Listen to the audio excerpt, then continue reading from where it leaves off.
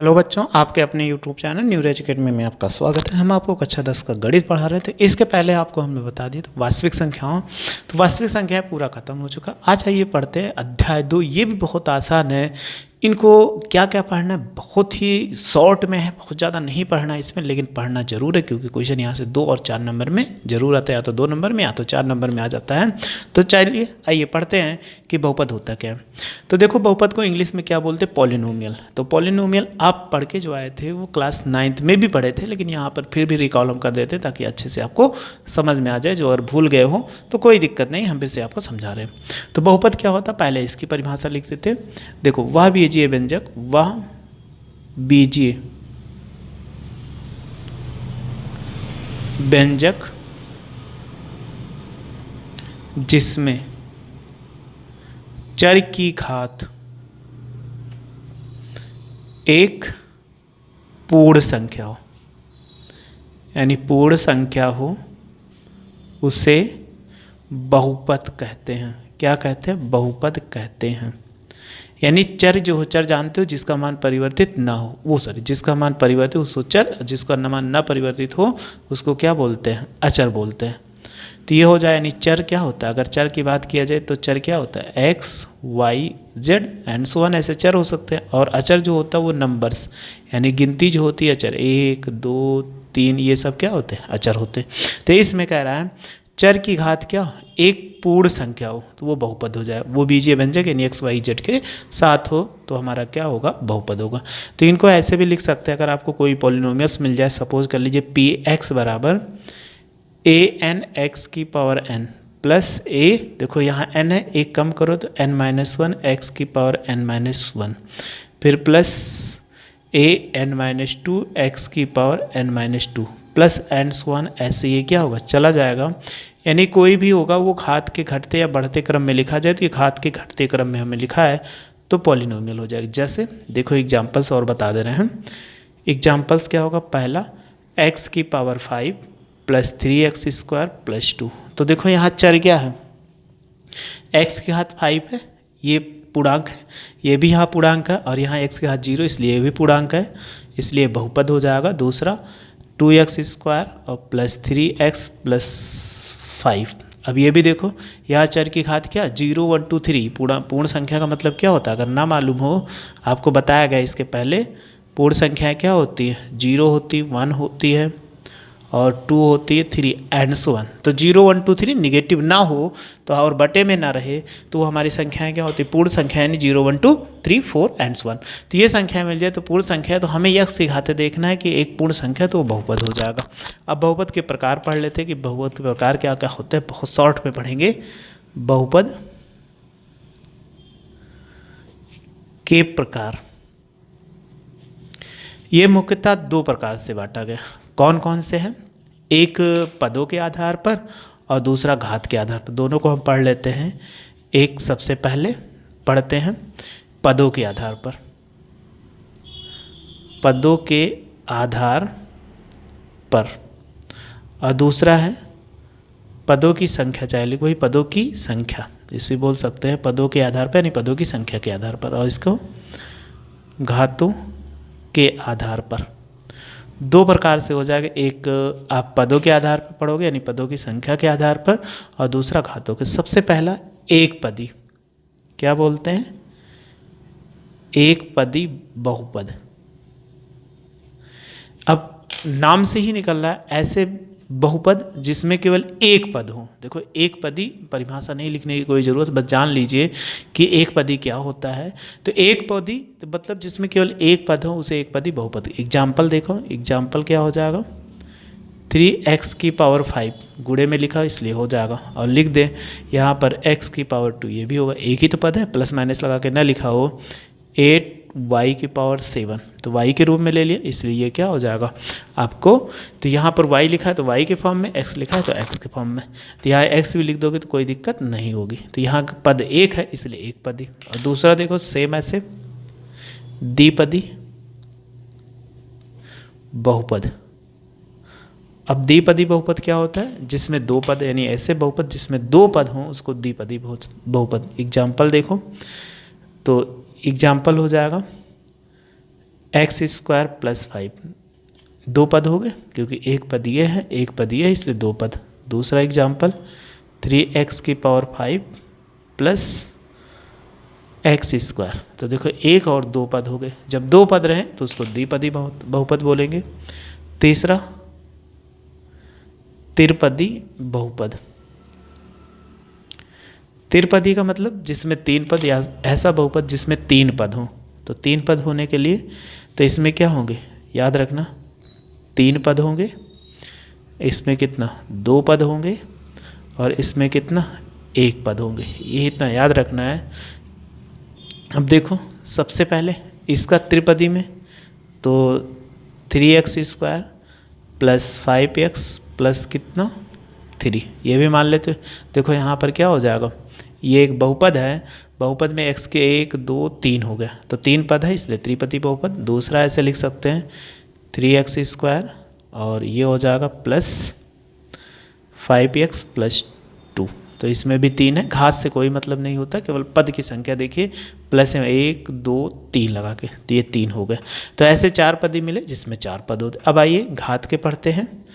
तो इसमें घात क्या होता है कि बहुपद आपने पढ़ा होगा कि बहुपद जो होता है, तो बहुपद में चर के सबसे बड़ी घात जो होती है वो उस बहुपद की घात कहलाती है। तो यहाँ पर लिख दे रहे हैं, बहुपद में चर की सबसे बड़ी घात को बहुपद की घात कहते हैं, बहुपद की घात कहते हैं। तो घात के आधार पे बांटा गया सबसे एक रैखिक बहुपद, रैखिक बहुपद। अब रैखिक बहुपद कौन कौन से होते हैं, या इसको बोल सकते हैं एक घातीय, एक घातीय बहुपद, रैखिक बहुपद या एक घातीय। तो देखो सेम निकल गया, रैखिक मतलब एक होता है, एक घातीय मतलब एक, यानी वह बहुपद जिसमें चर की घात एक हो उसे हम क्या बोलते हैं, रैखिक बहुपद या एक घातीय। इसका व्यापक समीकरण की बात किया जाए तो व्यापक समीकरण क्या होगा, अगर आपसे पूछा जाए रैखिक समीकरण का व्यापक समीकरण, तो ये क्या होता है, ax प्लस बी ये होता है। और ये एक चीज़ याद रखना, जहाँ a नॉट इक्वल टू 0, यानी a क्या होगा, 0 नहीं होगा। एग्जाम्पल के रूप में ले लेते हैं, यहाँ चर की घात एक होती है, ठीक। एग्जाम्पल देखो क्या क्या होगा। नंबर 1 3x प्लस 5, देखो यहाँ चर की घात कितना एक है। दूसरा 2x प्लस कितना 5, तब भी चर की घात क्या है, एक है। तो बस ये याद रखना, चर की घात एक होगी तो वो क्या होगा, रैखिक बहुपद। दूसरा द्विघात बहुपद,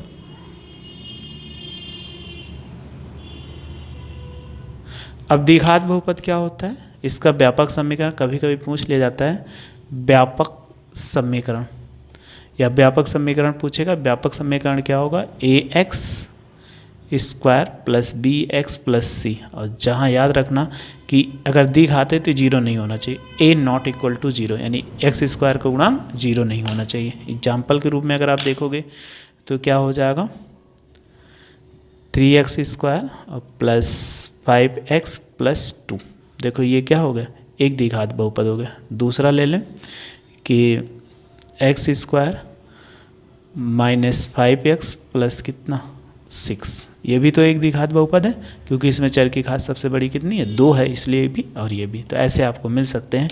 एक और कुछ पढ़ लेते हैं, इसमें बहुत ज़्यादा आपको दिक्कत नहीं होनी चाहिए कि बहुत ज़्यादा प्रॉब्लम होगी, बस ये परिभाषा है, कभी मिल जाए तो याद रखना, चर की घात के आधार पे। तीसरा क्या है, त्रिघात बहुपद, त्रिघात बहुपद, इसमें क्या होगी, बहुपद में जो होगी इसमें घात सबसे बड़ी घात कितनी होगी, यानी सबसे बड़ी घात 3 होगी, और इसमें क्या होगी 2 होगी, और इसमें क्या होगी 1 होगी। बस ये याद रखना है। इसका व्यापक समीकरण, अगर व्यापक की बात करें तो व्यापक समीकरण क्या लिख सकते हैं, ax क्यूब, घातें 3 होनी चाहिए, प्लस bx स्क्वायर और प्लस cx प्लस d, और याद रखना जहाँ क्या होगा a नॉट इक्वल टू 0, यानी a का मान क्या हो सकता है, 0 नहीं हो सकता। अगर a का मान 0 कर दिया तो वो क्या हो जाएगा, गलत हो जाएगा। तो इतना आपको समझ में आ गया। ऐसे चतुर्थ घात का मिलता है तो चतुर्थ, ठीक है, तो आपको ये समझ में आ चुका होगा। अब आपको सबसे पहले मिल जाए तो एक चीज़ पूछा जाता है पेपर में, कई बार पूछा गया है आपको, द्विघात बहुपद का वक्र कैसा होता है, यानी कर्व कैसा होता है। तो द्विघात बहुपद का कर्व जो होता है, अगर आपसे पूछा जाए द्विघात बहुपद की आकृति या वक्र पूछा जाए तो आप क्या आंसर दोगे। तो अभी हमने बताया फंक्शन ऐसे मान लो y बराबर ax² plus bx plus c, ये मान लीजिए। इसका कर्व कैसे होता है, या तो ये ऊपर की ओर ऐसे बनेगा, याद रखना, या तो ये जैसे ऊपर से जाके ये नीचे की ओर आएगा, ठीक है, ऐसा बनेगा। ये याद रखना, हमेशा कभी भी कर्व होगा तो इसी के आधार पे बनेगा इनका कर्व। तो ये इसकी आकृति कैसी है, परवलयाकार। क्या है, परवलय या परवलय बोलते हैं। तो ये आकृति कैसी है, परवलय। आपसे पूछा जाए कि द्विघात बहुपद का वक्र कैसा बनता है, तो नाम याद रखना परवलय। तो परवलय के बारे में आपसे कभी पूछा जाए तो हमेशा ये समझ जाना कि ऐसे ही हमें करना है परवलय को। तो आगे हम फिर देखते हैं अब बहुपद के शून्यक क्या होते हैं। इसमें पूछा जाता है बहुपद के शून्यक। बहुपद के शून्यक। अब बहुपद के शून्यक क्या होता है, शून्यक का मतलब कोई बहुपद दिया रहा है उसमें वैल्यू रख दिया जाए 0। जैसे हम एक एग्जांपल समझते हैं, सपोज के लिए px बराबर x प्लस 2 है। अब इसमें बताइए x की वैल्यू हम अपने मन से क्या रख देंगे, 0 आ जाए, ठीक है, ये px 0 आ जाए। तो अपने मन से अगर हम रखते हैं p बराबर देखो 0 रखो, अगर यहाँ 0 रखो तो x के स्थान पे 0 और प्लस 2, तो बराबर क्या आएगा 2, नॉट इक्वल टू 0। इसलिए ये बहुपद के शून्यक नहीं, यानी x बराबर इसमें हमने क्या रखा, 0 रखा, x बराबर, और x बराबर क्या रखो, -1 रखो, तो क्या निकलेगा -1, और यहाँ पे वैल्यू रखेंगे -1 प्लस 2, तो ये देखो 1 आ गया, नॉट इक्वल टू 0 आया। हमें 0 लाना है, शून्य का मतलब शून्य आना चाहिए। और x बराबर हम क्या रख दें, -2, तो देखो p -2 और ये क्या होगा -2 और प्लस 2, तो ये 0 आ गया ना।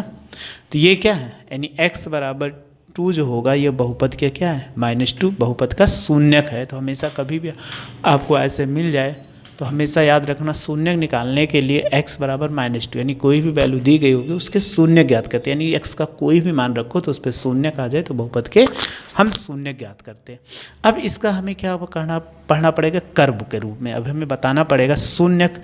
तो शून्यक आपको कोई फंक्शन मिलेगा ऐसे, y बराबर px, एक ये फंक्शन है।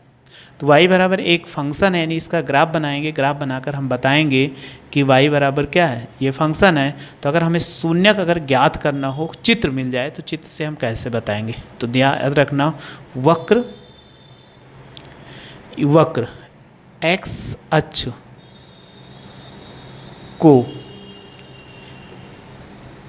वक्र अक्ष पर काटने, ऐसे लिखेंगे, वक्र x अक्ष पर काटने की संख्या को, यानी वक्र जो होगा x अक्ष पर काटने की संख्या को बहुपद की शून्यक की संख्या होगी, ठीक है, आया समझ में। तो आइए इसे समझ लेते हैं, और इसको एक नंबर में बहुत बार पेपर में पूछा गया है, तो इसको समझ लेते हैं कि कैसे हम शून्य ज्ञात करते हैं। देखो आपके सामने क्वेश्चन दिख रहा है, जो भी हमने बताया बहुपद की, बहुपद को कैसे पहचानते हैं तो उसको देखते हैं। पहले क्वेश्चन पढ़ लेते हैं, इसी टाइप से आपको क्वेश्चन मिले, एक नंबर क्वेश्चन में अक्सर बार पेपर में आया हुआ है। कह रहा है किसी बहुपद px के लिए y बराबर px का ग्राफ नीचे आकृति में दिया है, प्रत्येक स्थिति px के शून्यकों की संख्या ज्ञात कीजिए, ये ज्ञात करना है। अब आपको इसमें अभी हमने बताया शून्यकों की संख्या, जो वक्र होगा या ग्राफ होगा, ये वक्र है, ये वक्र है, या ये भी एक रेखा है, तो x अक्ष को जितनी बार कट करेगा वही शून्यकों की संख्या होगी। अगर ये रेखा चली गई, देखो यहाँ से ये दोनों रेखा चली गई, ये x अक्ष को कितनी बार कट कर रहा है, ये x अक्ष ये है, कोई बार कट किया नहीं, कहोगे नहीं, क्योंकि x अक्ष के ये समांतर चली गई। जब x अक्ष के समांतर चली गई तो यहाँ पर लिख सकते हैं शून्यकों की संख्या क्या होगी, की संख्या बराबर क्या होगा, 0। क्यों, क्योंकि x अक्ष को किसी भी बार कट नहीं। अब दूसरा अगर कर्व देखिए, ये रेखा यहाँ से गई, ये वाई अक्ष को, यानी ये क्या है वाई अक्ष है, ये वाई अक्ष पे कट की तो इसको नहीं जोड़ेंगे। एक्स अक्ष पे देखो कितनी बार कट किया, यहाँ पे आके कट किया ना, यही तो काट रहा है, तो यहाँ पे शून्यकों की संख्या क्या हो जाएगी, शून्यकों की संख्या बताइए क्या होगा, आप कहोगे 1 है समझ में। अब इसमें देखो यहाँ से एक कर्व चला यक्स अक्ष, यानी यक्स अक्ष है, ये पड़ी हुई लाइन को कहाँ कट, एक ये बार कट करा, वाई अक्ष को हमें लेना नहीं है, फिर यक्स अक्ष को यहाँ पर कट कर दिया और यहाँ पर 3 बिंदु पे कट किया, तो बताइए शून्यकों की संख्या क्या होगी, शून्यकों की संख्या कितना हुआ, बताइए कितना, 3 हुआ, 1 2 3, अगर आप कर दो A B C, 3 पॉइंट पे कट कर रहा है। ऐसे फिर और देखिए, ऐसे हमारे पास कई क्वेश्चंस है ताकि अच्छे से समझ जाओ, इसमें आपको कोई दिक्कत ना हो। यहाँ पे शून्यकों की संख्या कितनी होगी, देखो ये एक बार ये कट किया और एक बार ये कट किया, तो बताइए शून्यकों की संख्या क्या होगी, शून्यकों की संख्या बराबर कितना, 1 और 2, 2 बार हुआ। इसमें देखो कितनी बार कट किया, एक्स अक्ष को 1 2 3 4, एक्स अक्ष को केवल देखना है, तो बताइए शून्यकों की संख्या क्या हुई, की संख्या बराबर कितना 4। इस पे आ जाइए कितनी बार कट किया, एक बार यहाँ पे, ये भी कट किया क्योंकि टच कर दिए तो कट किया, 2 3, तो बताओ शून्यकों की संख्या कितनी हो गई, शून्यकों की संख्या बताइए कितना, 3 हो जाएगा। तो ऐसे आपको कभी भी पूछा जाए शून्यकों, तो याद रखना जो कर्व जाएगा वो एक्स अक्ष को जितनी बार कट करेगा वही शून्यकों की क्या होगी, संख्या होगी। तो आपको ये समझ में आ गया, बस यही तक रखते हैं, नेक्स्ट वीडियो में नेक्स्ट पार्ट लेकर मिलते हैं। बस आप मेरे साथ ऐसे जुड़े रहिए, अच्छे से पढ़ते रहिए, आपको कोई दिक्कत नहीं होगी। वीडियो अच्छी लगी लाइक और शेयर करो तथा मेरे चैनल को सब्सक्राइब कर लीजिए। वीडियो देखने के लिए थैंक यू सो मच।